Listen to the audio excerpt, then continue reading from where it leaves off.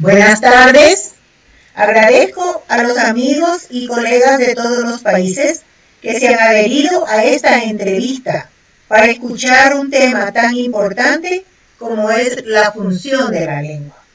Debo agradecer la presencia de la doctora Vilma Simoes, que transformó la ortopedia funcional a nivel científico para ser considerada una especialidad a nivel mundial. La doctora Norma Chiavaro, especialista e investigadora en el campo de la fonoaudiología, especialidad que forma parte del estudio del sistema estomatognático, catedrática universitaria en varias de las mejores universidades de Argentina y de otros países. Su obra destacada es el libro Funciones y disfunciones estomatognáticas, además de ser la fundadora de la Academia Latinoamericana de Disfunciones Estomatognáticas. Con ustedes, la doctora Norma Chiavaro. Muy buenas tardes. Muchísimas gracias a la doctora Rosita Cobolina por la invitación y mediante ella la Sociedad de Ortopedia Funcional de los Maxilares de Ecuador y a todos los presentes que están aquí compartiendo en este momento nuestra entrevista. Me une a la Academia Ibero-Latinoamericana de Dolor Facial, fundada por la doctora Vilma Alexandre Simoes. Muchos años de admiración. Así que para mí es un verdadero orgullo esta convocatoria. Quisiera, doctora Chiavaro, que nos hablara un poco sobre en qué consiste PENCH en siglas. ¿Qué quiere decir? Protocolo de Evaluación Norma Chiavaro. Sí, este fue un arduo trabajo que evidentemente me llevó muchos años, por los años 90, poder organizarlo, que bueno, después fue publicado tras varias actualizaciones en el libro en el 2011, pero en realidad cuando yo me inicié en los servicios de ortopedia y ortodoncia de las distintas asociaciones que me convocaron y me abrieron las puertas, en verdad yo solamente encontraba fichas que describían lo que se veía. Lengua ancha, lengua angosta,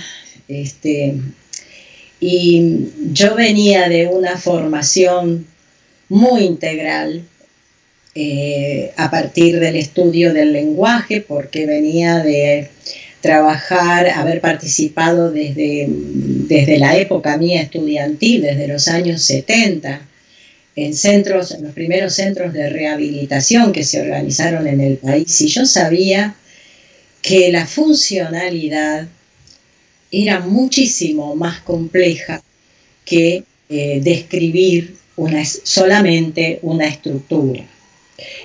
Por esto me puse a trabajar. Evidentemente tuve la enorme posibilidad de participar de equipos, tanto si primero el equipo de la rehabilitación en neurología, como de los equipos de odontología. Listo. Bueno, en síntesis, disculpa, síntesis, el protocolo de evaluación surge después de este recorrido como para organizar una historia clínica en común dentro del equipo de atención, en este caso, ortopédica, ortodóntica, ¿sí? Y forma parte de un método, una metodología que tiene, basamentos neuromusculares funcionales, así se denomina, ¿no? Técnica NMF.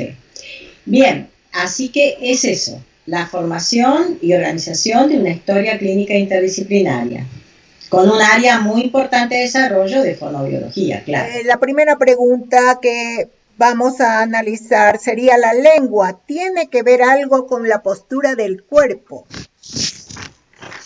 En verdad, la lengua, la postura lingual y el funcionamiento lingual está absolutamente relacionado con ello. La postura corporal, que en realidad es un resultado de la situación neuromuscular, esqueletal, articular, en realidad hoy sabemos que además existe esta organización de las fibras musculares de todo el cuerpo, partiendo desde la planta de los pies y su inserción continuando hasta el cráneo. Y estas cadenas musculares descritas ya hace varios años, ¿verdad?, que hacen, junto con las fascias, ese tejido que recubre cada uno de los músculos, pero además cada uno de los órganos, es el tejido más importante que tenemos en el sentido de la integración. Es el tejido que nos integra y nos hace un todo. La lengua no va a estar fuera de ese todo. La lengua responde al todo, ¿cierto? No existen estructuras que estén sueltas, de verdad. Por lo tanto, es inútil tratar de, digamos, de interpretar la postura lingual como de alguna manera estudiada y vista desde sí misma. Y además, si pensamos que ella es una estructura con un gran soporte, ¿verdad?, muscular, que la lleva hasta la cintura escapular, ¿verdad?, y que luego en su parte posterior, ¿no?, desde su raíz se continúa con esta musculatura y toma su punto de inserción en la columna, en la cintura escapular, pero el ápice, la punta, está libre. Por lo tanto, todos los investigadores, todos los estudiosos que han hecho una cantidad de estudios con respecto a interpretarla, a ver su posición, a ver, digamos, qué posibilidades de desplazamiento tienen, en realidad ella es, en verdad, un resultado. Entonces, el análisis corporal, y desde el corporal al estomatognático, y desde el estomatognático en esta unidad funcional, como así la denominé, porque hay que saber que también dentro de este método organizado tuve que organizar a la musculatura del sistema estomatognático en unidades de funcionamiento, las cuales son 5, ¿verdad? Cráneo cervical, cráneo mandibular, linguoidea, cráneo facial y velofaringea. Por lo tanto, si uno interpreta que la musculatura no está suelta, no está sola trabajando, que las 5 unidades funcionales trabajan mancomunadamente para dar lugar a la función, y esa función va a ser eficiente de acuerdo al comportamiento de todas, veremos cómo, y es lo que decimos, que las unidades funcionales son solidarias. Por lo tanto, lo que una no pueda o esté restringida, la va a hacer la otra. Y eso se va a ver en la función. Entonces, la posición y acción lingual parten de la situación postural corporal. Y esta situación corporal va a ser quien va a establecer las relaciones cráneo cervical, cráneo mandibular y linguoidea. Cuando se evalúa y se trata al cuerpo como base para la rehabilitación, o sea, nosotros tomamos básicamente al cuerpo y por eso el método cuenta con 3 posturas para iniciar la terapéutica, denominadas postura 1, 2 y 3, que tienen que ver a favor de la gravedad, en contra de la gravedad y lograr esa estabilidad corporal para darle al cráneo, a la mandíbula y así a la lengua otra relación de posición y de acomodación de las estructuras. Hay que entender que el funcionamiento del sistema en verdad requiere de que las funciones sean económicas. Entonces, la economía funcional va a ser que no atente contra las estructuras, la fuerza muscular desarrollada no atente contra las estructuras. Así que esta sería mi respuesta, ¿no? Desde el cuerpo cambiamos la postura lingual. Y el cuerpo, como digo, es el soporte, el sostén. La segunda, vamos a otra pregunta bastante necesaria para poder arrancar, diríamos, el diagnóstico. ¿Cuál es la posición fisiológica ideal de la lengua? Sí, hay muchos trazados, hay muchos, mediciones.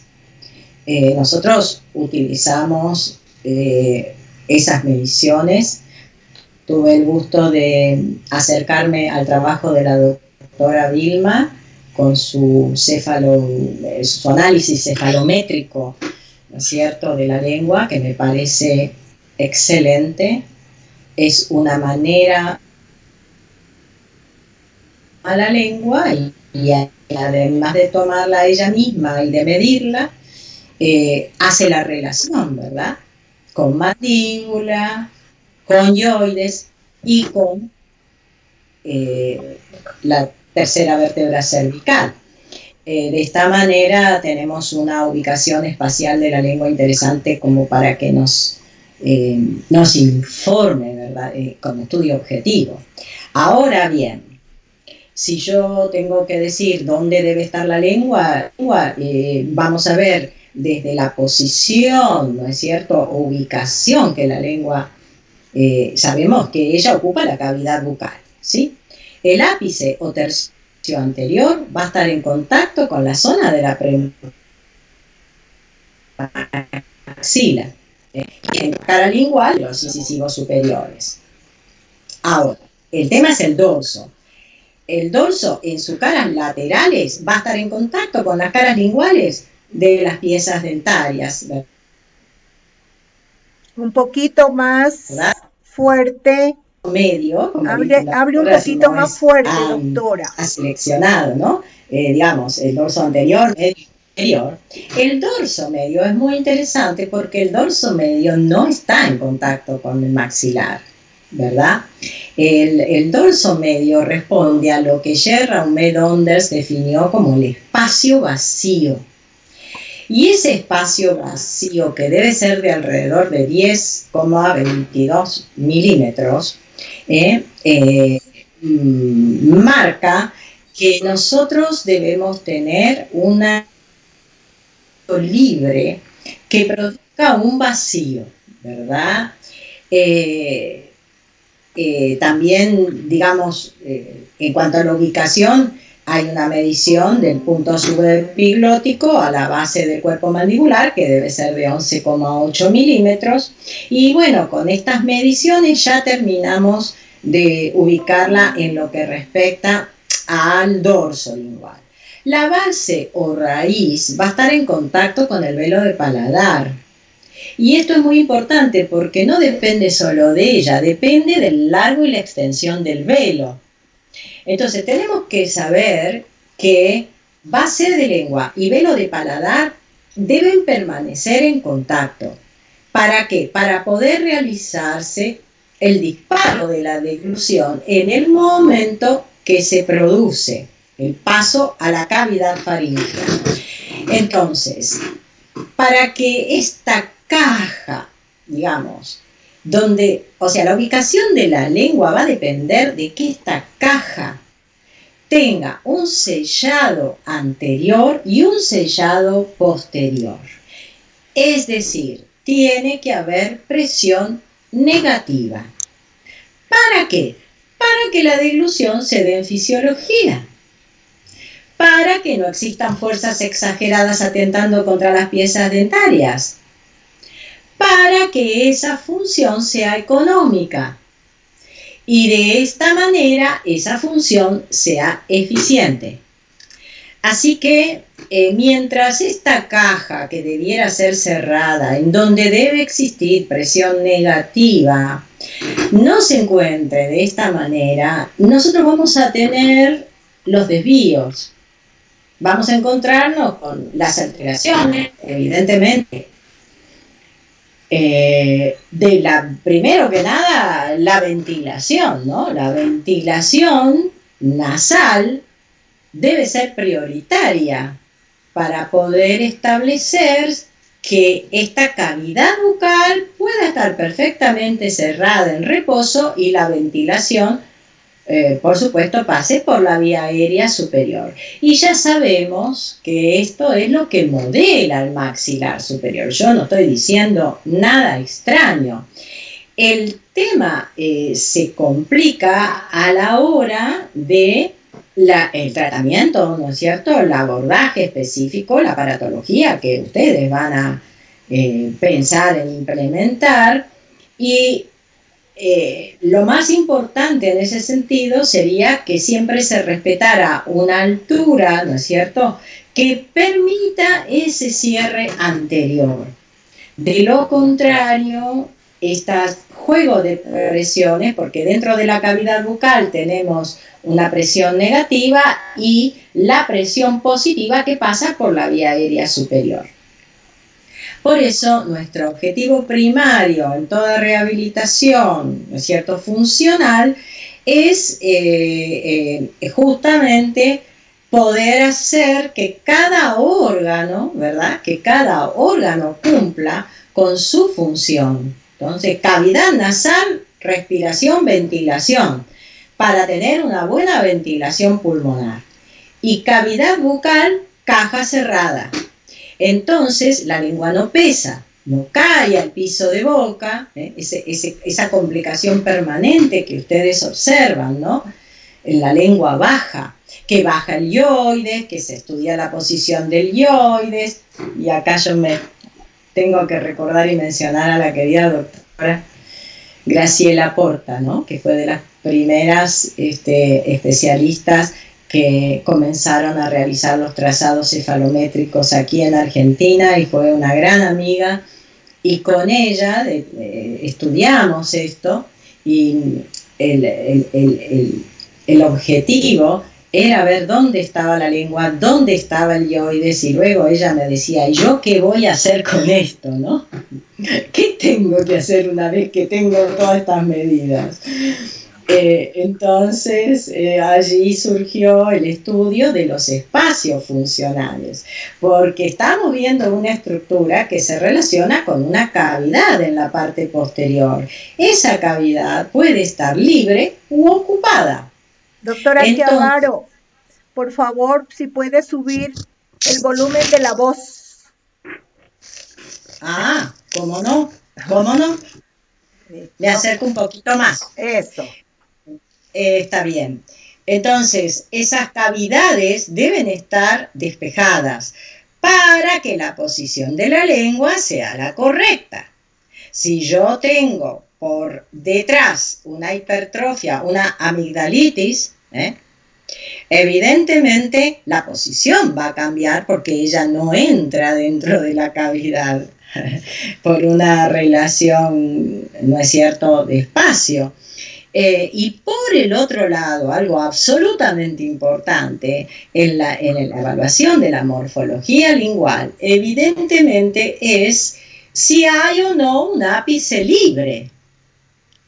Si tenemos un frenillo lingual anteriorizado, o un frenillo lingual que tome el ápice propiamente dicho, un frenillo mucoso, un frenillo fibroso, y indudablemente eso va a ser condicionante número 1 de la persistencia de la lengua sostenida hacia el piso de boca, y va a funcionar en ese sentido con un sentido postero-anterior, tratando de poder ejecutar la función. Difícilmente va a poder ir el ápice hacia la premaxila y difícilmente pueda hacer una función económica.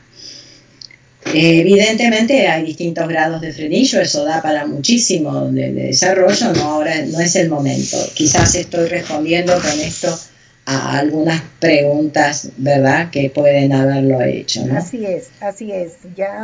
Ya podemos entonces pasar justamente a una preocupación. ¿Cuál es la prioridad entre el apiñamiento y la mordida abierta? ¿Tratar primero posición de la lengua o la malposición dentaria? Si me preguntan a mí que soy de raíz interdisciplinaria y por la experiencia de tantos años, tengo que decirles que la morfología, el diseño, condiciona la función. Pero a la vez que la función requiere de un diseño adecuado. Eso lo dijo Arturo Mans en su libro Sistema Estomatognático de los años 90. Forma y función, todos sabemos que se dan al unísono, ¿sí? Ahora, yo creo que el gran secreto es encontrar la causa. La causa de que esta mordida se presente de esta manera, este crecimiento óseo se haya alterado, estas piezas dentarias no estén en la posición que deben estar. Alguna causa hay. Entonces, esa causa puede ser endógena o puede ser exógena. Es decir, puede traerla al paciente consigo mismo porque tiene una herencia, perfectamente, o presenta una malformación, perfectamente, pero también tengo que pensar que hay factores epigenéticos que interactuaron a lo mejor en un momento de la vida, enfermedad respiratoria crónica y todo ese tipo de cosas, alergias y ese tipo de cosas inicialmente en la primera niñez y después se fueron, mejorando, o causas que pueden estar hoy presentes. Entonces, acá creo que el secreto es trabajar sobre las causas. Y esto es lo que convoca a los otros especialistas. En el caso del tratamiento específico, ¿no?, de la mordida abierta, del apiñamiento, evidentemente estamos hablando de una falta de crecimiento, de un hipodesarrollo del maxilar superior, en fin. Que evidentemente la lengua lo va a acompañar porque es una sola, digamos, un solo desarrollo, forma y función, es muy difícil que se separen. Pero, ¿qué tenemos que hacer? Primero, interactuar todos los miembros del equipo que convenga para que esto, sea abordado por todos. Porque si un adulto llega a esa situación, evidentemente nos va a convocar a más especialistas. Lo ideal desde ya es el equipo integrado en un solo lugar, lo sabemos todos, no es la realidad de todos, pero creo que siempre, como lo hice yo, siempre me pude relacionar con el médico especialista, con el odontólogo, ortopedista, ortodoncista, el cirujano maxilofacial, con el fisioterapeuta, y entre todos pensar en una estrategia para que ese tratamiento realmente sea favorable. Entonces, ¿cuándo es la hora de intervención? Yo diría siempre y desde el inicio, ¿no? Porque si esperamos a arreglarlo, ¿no?, con la ortopedia en niños o con la ortodoncia en adultos o con la cirugía reconstructiva, este tipo de problemas, es posible que tengamos éxito muy rápido con la cirugía, pero el engrama motor hay que trabajarlo. Es lo mismo que pasa cuando se hacen las adenoidectomías, ¿sí? El otorrino ingresa, saca adenoides, limpia, endereza septum, todo lo que quieran. Y después dice, bueno, vaya a su casa, que ya va a respirar por nariz. No es así. Hay reflejos que no están activos. Hay una vía que hay que poner en marcha. Evidentemente esto pasa mucho en niños cuando se hacen las intervenciones, pero no se los rehabilita respiratoriamente para que tengan una buena adquisición de la vía aérea superior para la ventilación pulmonar. Y como este circuito no está organizado, evidentemente aparece la maloclusión o continúa, se terminó y vuelve y recidiva, es porque realmente las funciones no están en orden, no están en su lugar. Así que el consejo es hacer una intervención interdisciplinaria de entrada y establecer las pautas, digamos, o la planificación de intervención de cada uno, ¿no? Eso en cada caso lo dirá. Una pregunta que viene por parte de los cirujanos que tratan muchas veces la microsomía. ¿Qué porcentaje en su experiencia ha encontrado de mejoría en estos casos? A ver, estamos hablando de una malformación, ¿verdad? Uh-huh. Y si es una malformación, yo sé que en cirugía, antes las cirugías eran bastante avanzadas en la edad del paciente, se esperaba que terminara el crecimiento y luego se empezó a intervenir en niños para justamente aprovechar ese crecimiento. Como dije, toda intervención bien organizada va a tener muchos beneficios para el paciente. Ahora, dependerá del grado de compromiso que esa intervención tenga un resultado del 100% o no. Y eso depende del grado de compromiso del propio paciente, de cómo se presenta esto en el paciente. Pero si nosotros actuamos desde bebés, desde el inicio, porque en esos casos hay que ver la lactancia, cómo se administra, y hay que trabajar mucho en equipo, creo que vamos a conseguir resultados buenos para el paciente. Y tenemos que dejar, el óptimo como objetivo, ¿sí? Así cuando nosotros tenemos un paciente con disfagia y tenemos riesgo de aspiración a la vía aérea, ¿no? del alimento, ¿nosotros qué hacemos? Y bueno, ajustamos el alimento a las posibilidades del paciente. Entonces, esto es importante. Importante es poder actuar en un equipo interdisciplinario. En los casos de cirugía esto ocurre muy a menudo y es porque es como digo, ¿no? Todo lo que es malformación nos convoca al equipo. Es convocante 100%. Tal vez el equipo no se justifique tanto, no se integre tanto en las cuestiones menores, en los trastornos menores, pero a más complejidad, más equipo para evaluar, estudiar, planificar, y esto es lo beneficioso para un paciente. Una pregunta de los tratamientos ortodónticos. ¿Qué tan cierto es el mejoramiento de la posición de la lengua cuando se colocan aquellos aditamentos en las caras palatinas de los incisivos centrales? ¿Qué tan eficaz para evitar la recidiva? A ver, en cuanto a la eficacia, yo no puedo decirlo en el sentido de que no soy quien coloca estas contenciones, por decir de alguna manera, y lo va llevando. Evidentemente, si se logra una relación, digamos, mejor oclusión, mejor situación oclusal, y el ortodoncista da por terminado su tratamiento, el tema es que ese tratamiento haya estado acompañado por un tratamiento neuromuscular funcional.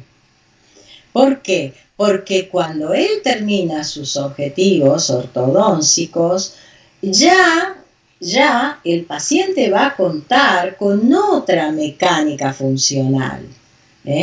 Entonces ya se van aliviando las tensiones, esa energía dispersa mientras se va organizando la arcada dentaria, y entonces ese paciente va a tener mejor posición postural, mejor ubicación, digamos, mandibular y lingual, y mejor funcionamiento.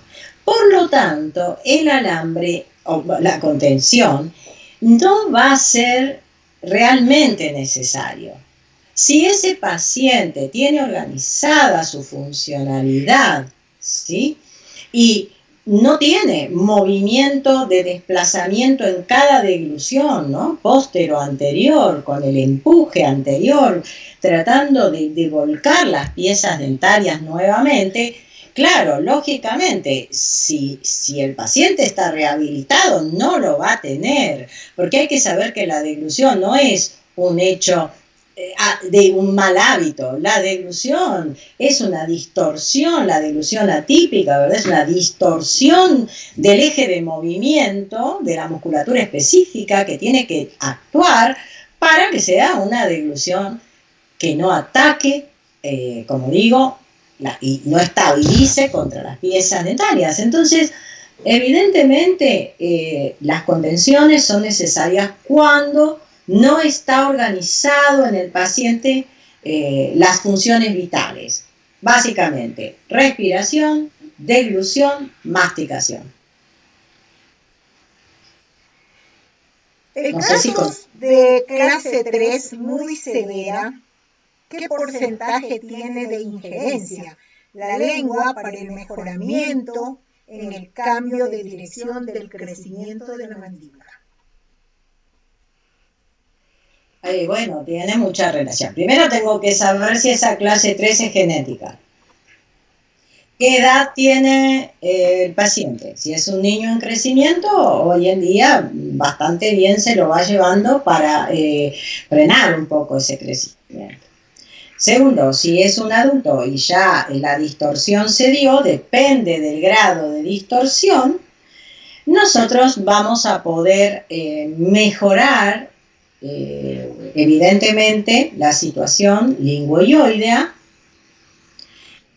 como dije antes, empezando desde lo postural, la colocación de la mandíbula. Hay clase 3 que están en la oclusión invertida, ¿no es cierto?, en el sector anterior, y cuando van a la verticalidad se colocan en un borde a borde. Y desde allí empezamos a trabajar la funcionalidad. Es muy importante no solamente a la unidad lingüoidea tenerla, digamos, de alguna manera trabajada, o sea, los linguales superiores. O sea, cuando tenemos una alteración de la posición y de la funcionalidad, indudablemente los músculos propios y de linguales y extralinguales tienen una distorsión en su flexibilidad y en su grado de extensión o acortamiento. Entonces, yo en esa situación voy a tener que trabajar en el acortamiento de los linguales superiores para empezar a producir esa elevación que en general prevalecen el genioglosso, los depresores linguales. Entonces, hay que hacer una terapia neuromuscular funcional, una musculatura específica, para empezar a separar esa lengua lo más que se pueda en el movimiento y ayudado con la cráneo-mandibular. Porque si el paciente tiene flexibilidad cráneo-mandibular, la lengua va a tener más posibilidades de elevar. Claro, si el punto palatino anterior, perdón, yo lo denomino así, el punto de estabilidad linguopalatal, para la deglución, pero digamos, si donde comienza la deflexión del maxilar superior, ¿cierto?, del hueso basal, ¿no?, al hueso dentario o poroso, donde se hace esto que es la premaxila, si esa premaxila se queda un poco más arriba y no tan abajo y todo desplazado hacia abajo, en verdad la lengua va a tener la posibilidad de ir. Entonces, es un trabajo de relojería. Tampoco, digamos, en el conocimiento general de fonobiología, y esto, bueno, es un conocimiento no tan específico. Por eso que hace falta que los especialistas en motricidad orofacial, que gracias a Dios ya esta área de la fonobiología ha conseguido ser identificada como motricidad orofacial, tengan los suficientes conocimientos anatómicos, fisiológicos y de las estructuras de la cavidad bucal para poder trabajar en este sentido. Es un abordaje bastante específico, pero se puede. Y colabora muchísimo. ¿Qué tiempo es necesario para que los niños de 2 a 5 años restablezcan el tono motor de la lengua? Sí, si hablamos de restablecer es porque algún día lo tuvieron y no lo perdieron. Si hablamos de adquirir, vamos a decir que desde el nacimiento la lengua tiene un rol súper importante en la lactancia. Vemos que el bebé nace con una boca edentada y que evidentemente la acción y función lingual es absolutamente relevante para la extracción de la leche materna en el amamantamiento descrito por el doctor Planas como ordeñe. Pero no va sola la lengua va con el maxilar, mandíbula. Quiere decir que la unidad funcional cráneo-mandibular es la que comanda el sistema. Ella es la que determina, de acuerdo a su eje de desplazamiento, conjuntamente, claro, con las articulaciones temporomandibulares, el, digamos, patrón de movimiento de succión, que evidentemente es abajo, abajo, adelante, arriba y atrás.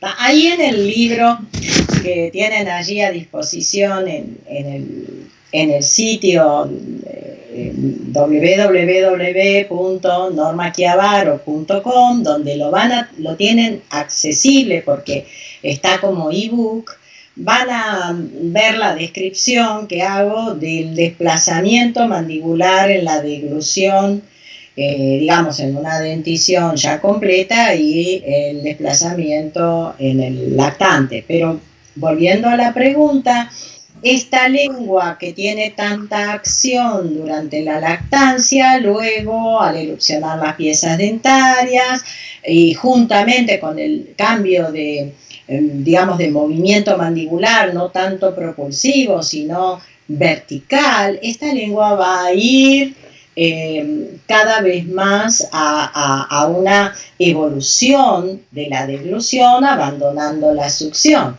Ahora bien, si la succión continúa por mucho tiempo, como sabemos que sucede, 3 años, 4 años, hasta 5 años, es posible que el tono motor ya, y además pensemos en los chupetes, que los niñitos a lo mejor tienen el chupete puesto todo el día y caminan y deambulan por la casa con ese chupete.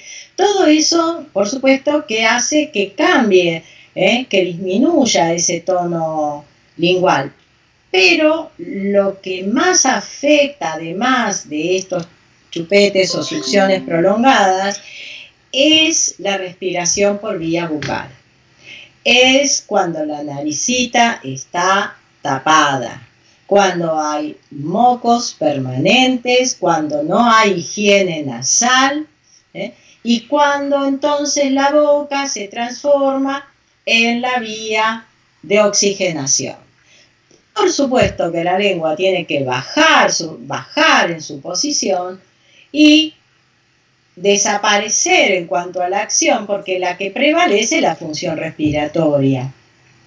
Así que esta maduración y esta evolución va a depender de muchas situaciones, de la salud en general, de la utilización de la vía aérea superior, de la aparición de las piezas dentarias en tiempo y en forma, organizando la arcadita alrededor de los 3 años, y del ejercicio de utilización de distintas consistencias de alimentos y el inicio, ¿verdad?, de la propia masticación. Entonces, la masticación es la que va a dar, a sustitución de la fuerza y del trabajo importante que la lengua tiene en la lactancia, en la succión, pasa como función madurativa a la masticación. Entonces depende del vigor que esa masticación tenga. Si se continúa con papillas, indudablemente vamos a tener un bajo tono lingual. Si se continúa con mucha ocupación nasal, la boca va a ser utilizada para respirar, y el restablecimiento entonces del tono, de la situación. Nosotros hablamos mucho de actividad neuromuscular, ¿no? De reposo, de movimiento y de función. Por eso por ahí me cuesta decir otro término, pero está bien. El tono muscular va a estar reducido, va a estar adaptado a la necesidad. ¿Es posible que la lengua vaga, o sea, de que no trabaja, se dé a pesar de que el niño haya recibido lactancia materna y no tenga problemas neurológicos? Sí, exactamente, creo que es lo que estuve comentando recién. ¿Cuáles son las causas? Lactancia o tetina, chupete prolongado, que permanecen en boca, y respiración por vía oral. Entonces, esa es la posibilidad. La importancia de la glosotosis en la evolución de las alternativas ortopédicas funcionales. ¡Wow! Depende de la condición lingual, digamos, mandibular, ¿no? Y del crecimiento en la estimulación digamos, de las propias funciones. Esto será un óptimo estímulo para que esto se revierta. Esa posición posteriorizada también se condice mucho con la retroposición mandibular, ¿verdad?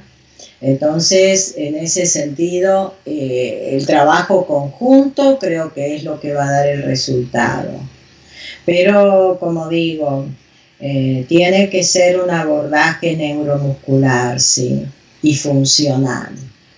Esto es lo que da la seguridad de que los objetivos ortopédicos puedan cumplirse.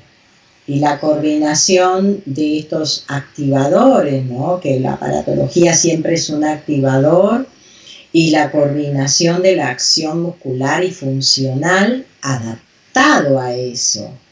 Nosotros tenemos que en cada caso evaluar, estudiar dónde y en qué lugar van a ser colocados los estímulos para ver en qué situaciones esto se va a producir y cómo ese paciente va a funcionar, alimentándose, hablando y tragando.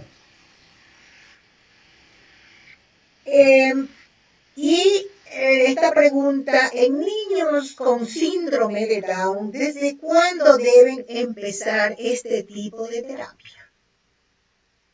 Sí, con síndrome de Down viene conjunto la hipotonía corporal general. Entonces, estos niñitos reciben desde muy chiquititos y desde el inicio una asistencia de estimulación temprana para que, digamos, pueda ser alimentado fundamentalmente, ¿no? Y evidentemente cuando más hay que reforzar una terapia neuromuscular y funcional también desde el primer día, ¿sí? Entonces, el trabajo con ortopedia, guiando ese crecimiento, la coordinación que sucede, bastante importante porque depende del tamaño de la lengua, ¿sí? Depende del tamaño que presente, o sea, cada paciente es un universo para evaluarlo y considerar qué es para él lo mejor, ¿no? Esa boca abierta, esa cialorrea que a veces los acompaña y esa funcionalidad respiratoria nasal que prácticamente se va perdiendo completamente, hace que la distorsión a nivel, digamos, del órgano bucal sea incentivada. Por eso en estas situaciones es muy importante la atención desde el primer momento y con, evidentemente, toda la asistencia y estimulación que necesita. Aquí, refiriéndonos a la parte de deglución, el movimiento inadecuado de la lengua durante la fase oral de la deglución puede ocasionar a mediano plazo una mordida abierta. Sí, depende del paciente. Si el paciente tiene un biotipo en su crecimiento, ¿verdad? Esta mordida será un borde a borde, un braquicéfalo, o puede ser una enorme mordida abierta anterior, o puede ser una mordida abierta lateral, en fin, no hay reglas fijas, cada uno, como decía, es diferente, hay que evaluarlo, pero claro que sí, que una distorsión, un desvío, una disfunción deglutoria es particularmente consecuencia también de esta mordida abierta. El tema es que nosotros no evaluamos solamente la deglución, vuelvo a repetir, evaluamos las 5 funciones, porque, como dije en un comienzo, evidentemente las 5 funciones trabajan en conjunto. Nosotros respiramos,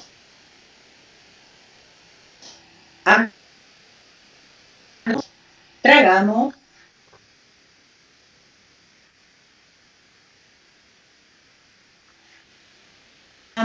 hablamos, tragamos y respiramos. Entonces, no es solamente estamos dirigiendo todas las funcionales y a las 5 funciones organizando para que la respiración es la primera función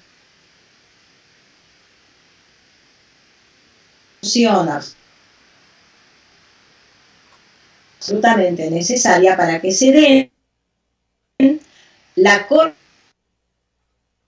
esa función tiene que estar asegurada para que todo lo que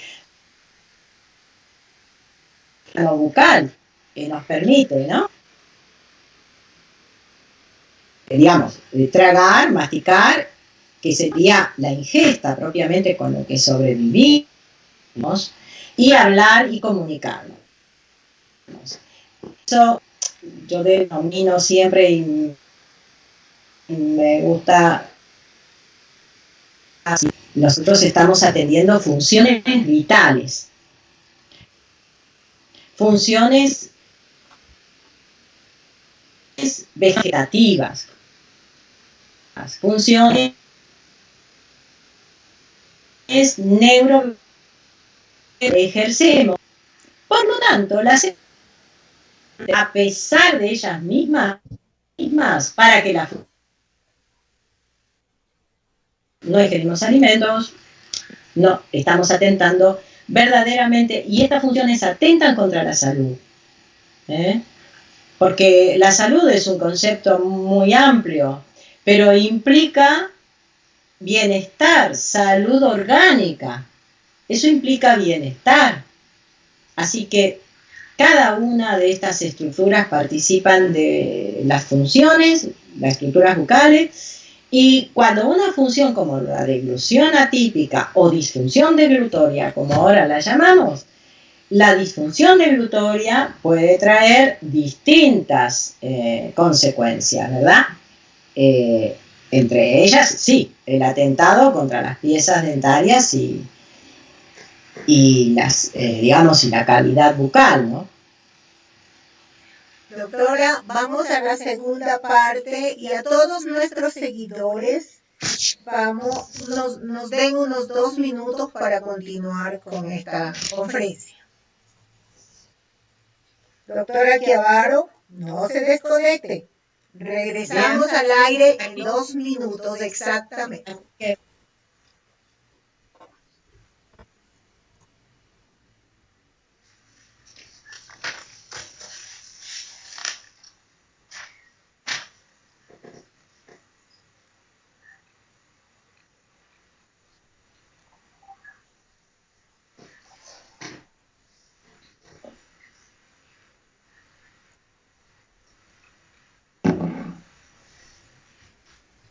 Estamos nuevamente con la doctora Chiavaro. La siguiente pregunta: ¿cómo debe realizarse el trabajo interdisciplinario entre los ortopedistas funcionales de los maxilares y los especialistas de la deglución para que el tratamiento del paciente con deglución atípica evolucione satisfactoriamente?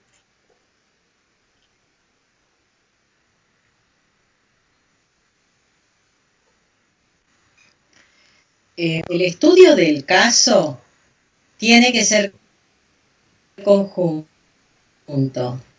Tienen que comunicarse. Hoy en día, hasta por WhatsApp, vemos los cambios y entre un profesional y el otro se están mandando la información. Yo evalúo deglución, por ejemplo, y le estoy mandando el videíto a la odontóloga que está atendiéndolo. O sea, es dinámico. Eso es lo más importante. Me gustaría que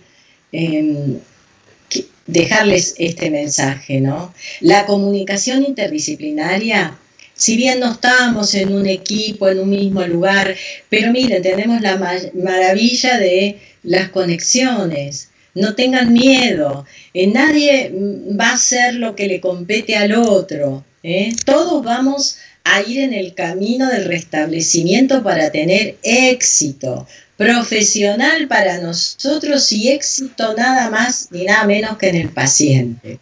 Entonces, ese paciente va a estar agradecido y va a ver que la interacción entre nosotros es real, es concreta.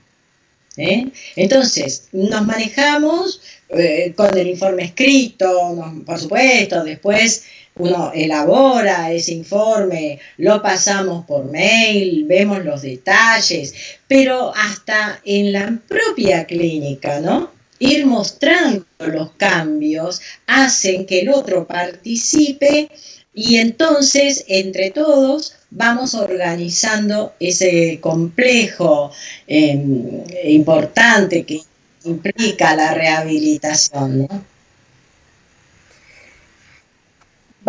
Muchas preguntas, doctora, sobre deglución atípica y me gustaría qué consecuencias trae dentro del habla la presencia de una deglución atípica.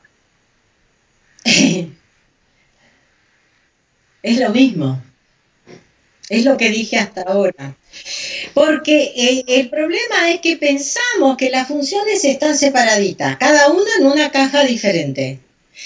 ¿Y qué pasa? Los engramas motores, primero, tanto para tragar como para hablar, participan las mismas estructuras. ¿Está bien? Salvo, agregamos laringe, por supuesto, pulmones también.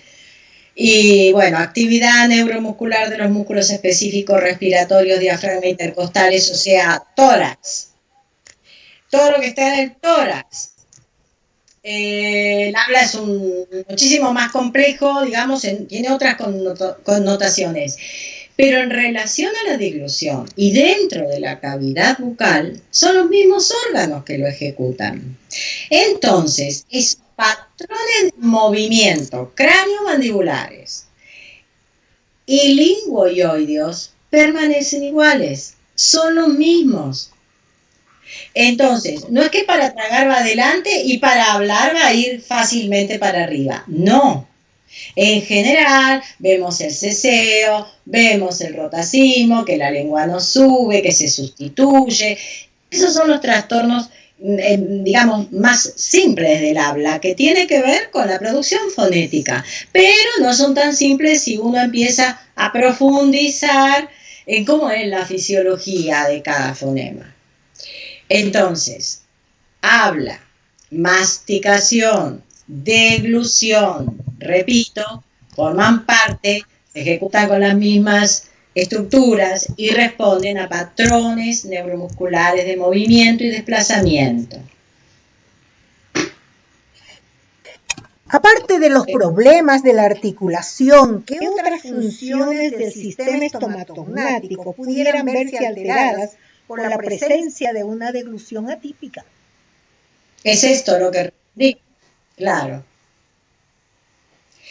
O sea, pensar, cuando decimos las funciones son solidarias entre sí, estamos diciendo que están compartiendo órganos, que están compartiendo movimientos, que tienen cada uno un objetivo diferente, pero se manejan con la misma estructura.